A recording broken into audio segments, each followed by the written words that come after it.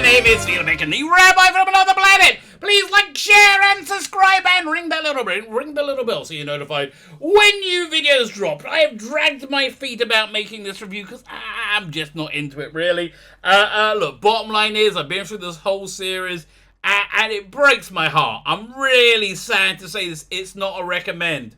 Despite having some really great aspects, it's just been killed by 2021. Like many things, it's just been absolutely killed by 2021 and the ideological insanity that's just taken over our world and pretty much seems to be on a pretty good track to destroy the Western world. Shame about that. It was fun while it's lasted. But anyway, the special effects great, production design fantastic, really interesting ideas. Nothing to do with the book as far as I can tell whatsoever, and I've enjoyed parts of it, but the overall, no. Now I'm evaluating it. I am not going back. I'm done. I'm just done. I'm done. Which is a real shame. Like, share, subscribe, ring the little bell so you're notified when new videos drop. Comment, let me know what you think. All these things are fan-dabby-dozy for the algorithm. So, I want to talk about a thing called feminist fragility. Not feminine fragility.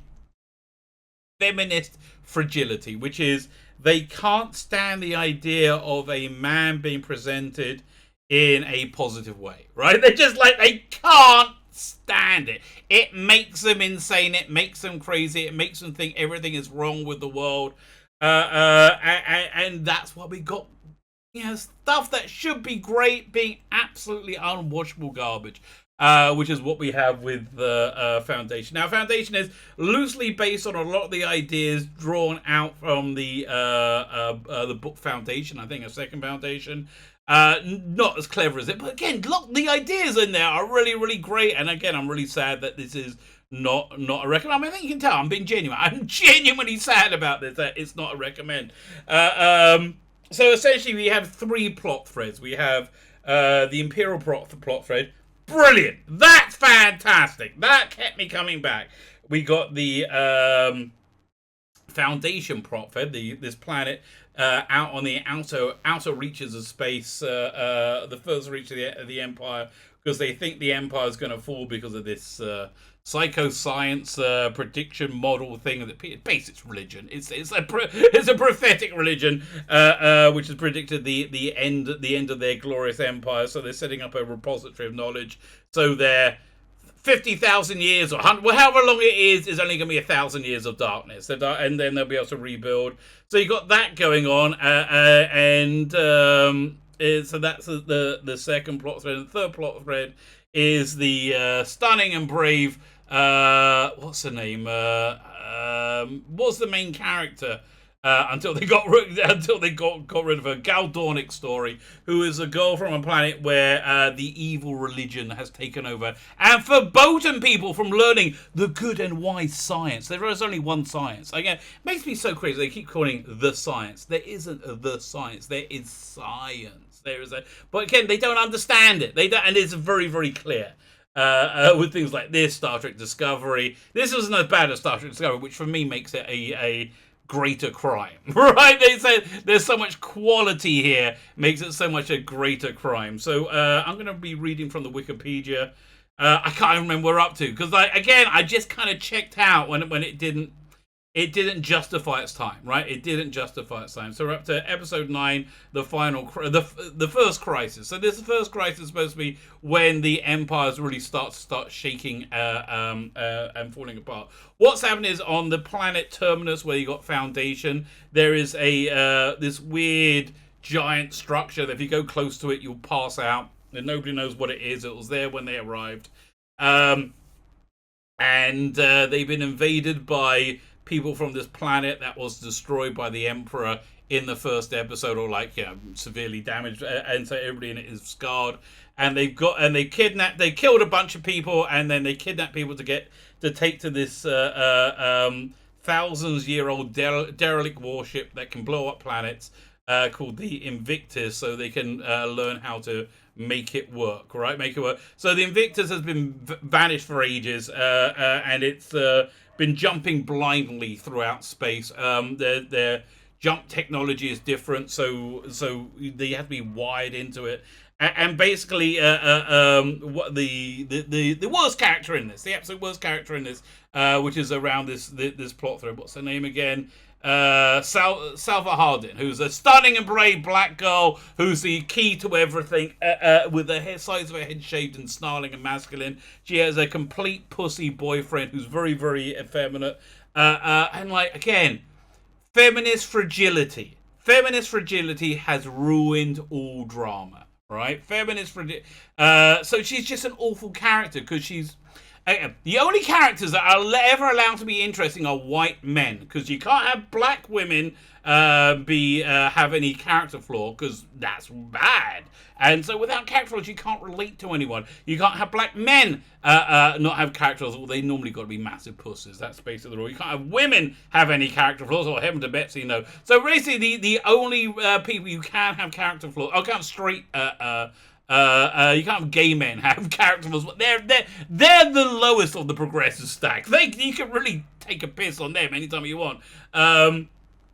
So the only characters that are interesting are white men, which is the one thread in this is brilliant, but this is terrible. So she was taken to the spaceship Invictus, and at the end they made it to the cockpit, and it's about to jump.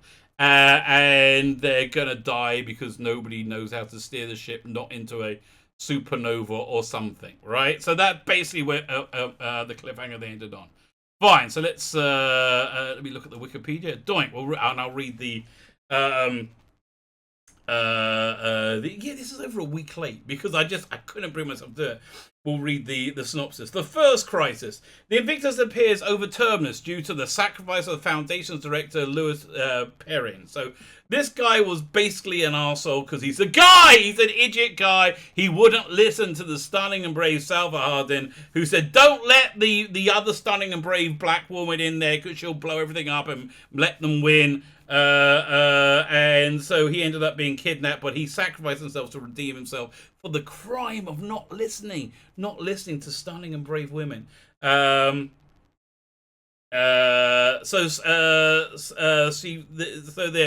he managed to steer the ship somehow to their planet, Terminus. So now they're kind of a superpower, sort of. So yeah, he plugged himself in the system at the last second. I hate the last second. Oh god. Salva joyfully reunites with Hugo, his complete pussy boyfriend. I mean, honestly, if she has a dick and he has a vagina, that would make a lot of sense to me. And they then descend to Terminus to deactivate the vault, which is envelop the entire planet with a null field. So yeah, she can. So this field that anybody passes out next to this monument thing that's floating that was there when they arrived there. She's the only one who can get near it because she's a stunning and brave key to everything. But that's basically what's going on.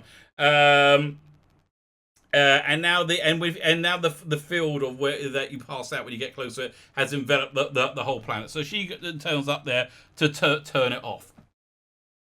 On Tranza, best plot line here. Planet Brother Dawn. So the Emperor. I love the Imperial plotline. You have 3 emperors at any one time. They're all clones. You got a young one, a medium one, and an old one. Brother Dawn, Brother Day, Brother Dusk, right? And they're kind of a weird family, and they're all like, the God Emperor. So yeah, they've all got to be complete identical clones. We found in the last episode that the Brother Day is genetically different, right? So on Tranza, Brother Dawn realizes the brother knows his secret and escapes into Tranza's depths to find Azura. So he's colorblind, which makes him genetically different. He crosses his hands differently, and he's fallen in love with a gardener there called Azura. She's going to help him escape because they got a clone waiting to take over any time. So she's helped him escape. She was going to help him escape, but he runs on his own. He ends up in like the underworld, the Scar, which is where the space bridge what used to be before it was blown up. And again, I find this a compelling plot line. But he but he falls into the waiting hands of a conspiracy. They don't fall into the waiting hands of a conspiracy. He is the whole thing was a conspiracy to start with. Azura was in fact a plant. She was there. She was her plan was to lure him out of the safety of the royal palace, and then replace him with somebody altered to be a perfect clone. So all along, Azura was part of the anti-Empire group that had altered Dawn's DNA to give it imperfections, with the expectation he would one day choose to flee the palace. Smart move. The purpose of this was to create the opportunity to extract Dawn's Imperial nanobots and implant them into a cooperative, a perfect Cleon clone, who would then assume Dawn's identity. As Dawn despairs, Dusk arrives with Imperial troops to dispatch the conspirators and counterfeit Cleon. Dusk leaves Dawn's fate in the hands of Brother Day, who's off terminus. First time a Brother Day was off Trantor, who had ever left terminus. And Brother Dusk is about to kill him because he's genetically different. He's like, no, and he said, no, there's Brother Day to decide. So fine, we'll leave him to him. So on terminus, Salva solves the puzzle, of course. Of course. Okay, this is why I'm not going back to the show. Converting it into a portal before gathering the answers, the people who invaded the Thespians. They're the other planet that was also attacked by the Emperor at the same time.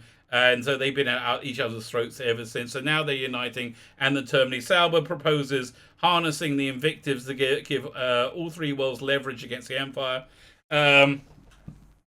Farah, who I think is the stunning and brave woman in charge of the Anserons, tries to destroy the vault, but is shot dead by Salva. Before further violence can occur, Harry Seldon, the person who invented this, who's been dead for 20 years, emerges from the vault. End of episode. So again, yeah, listen, at least it didn't have was it?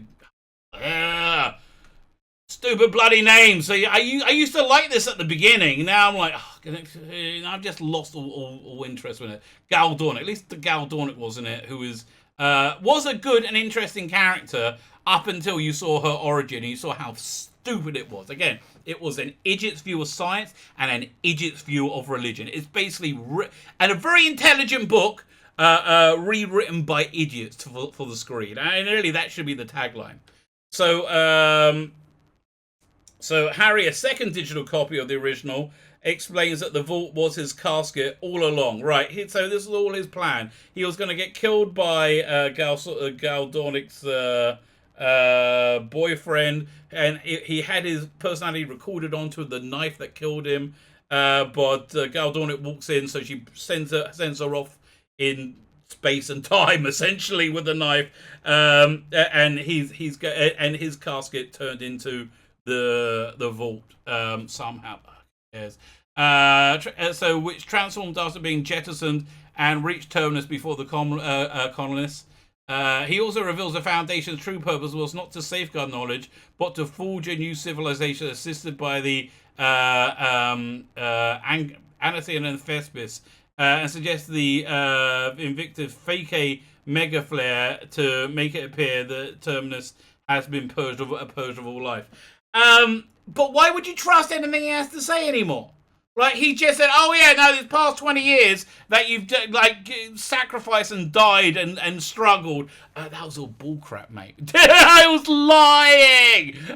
Or the part where the version of me that was alive was lying to you. Yeah, no, it's all this. How do you know you're lying? I mean, like, really? Well, whatever. People are this is written by morons. Oh my God, it's so intelligent science fiction adapted by morons. Outer investment suggesting they made a mega flare.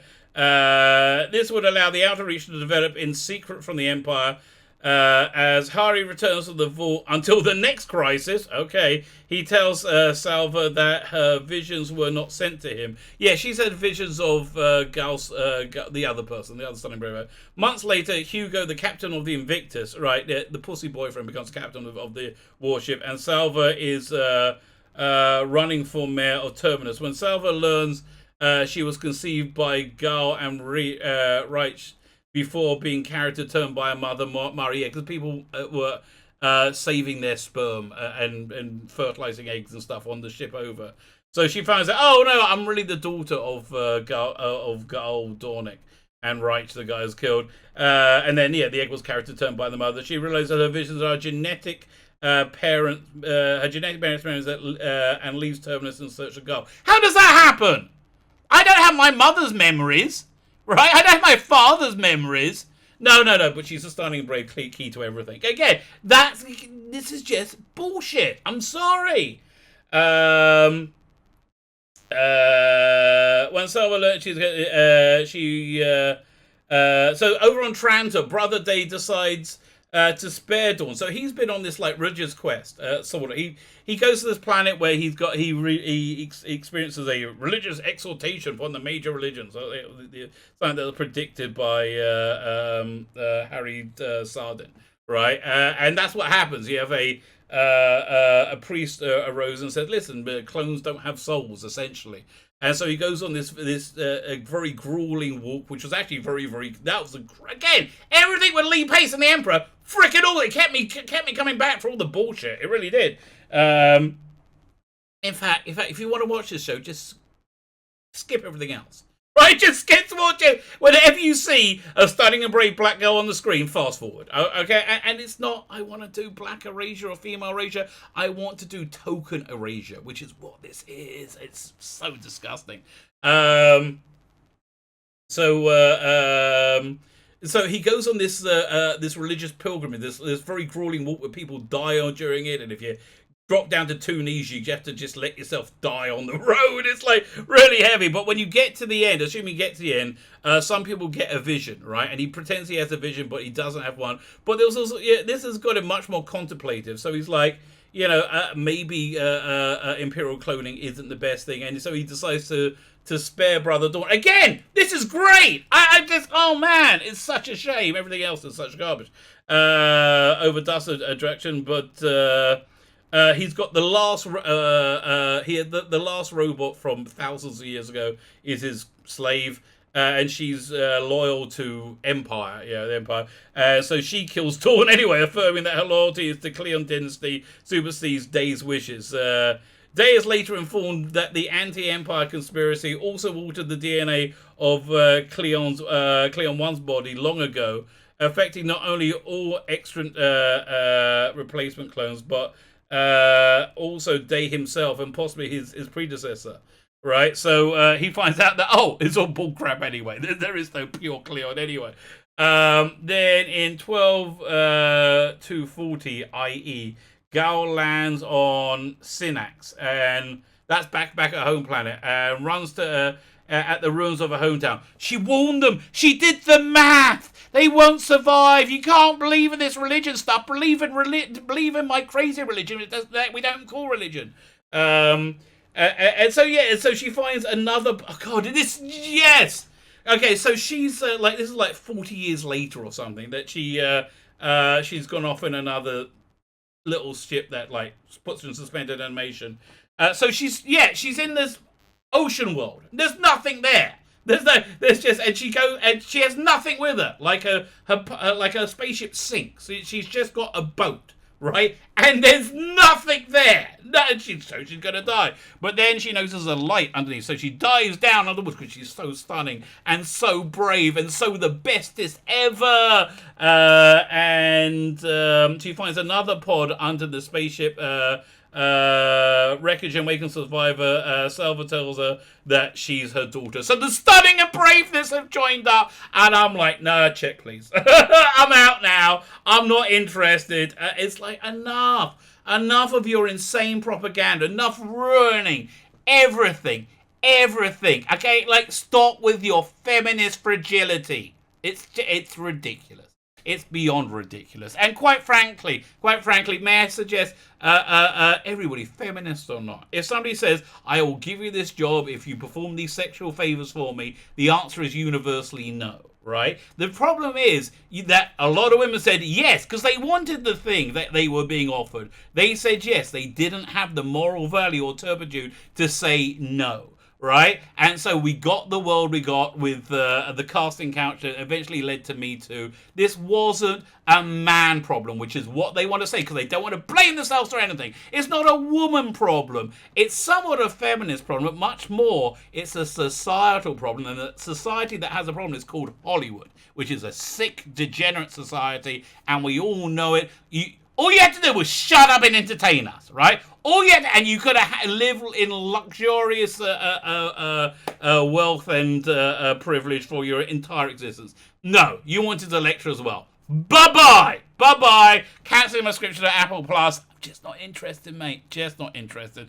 My name's Tzvi Lebetkin, the Rabbi from another planet. Please like, share, and subscribe. And ring the little... Oh, by the way, just in case I didn't know, it's Hanukkah. It's the second day of Hanukkah. Thus, we have these Hanukkah lights over here. Okay, second day of Hanukkah. Happy Hanukkah, everybody. My name's Tzvi Lebetkin, the Rabbi from another planet. Like, share, subscribe. All those things are good. And have yourselves a fantastic day.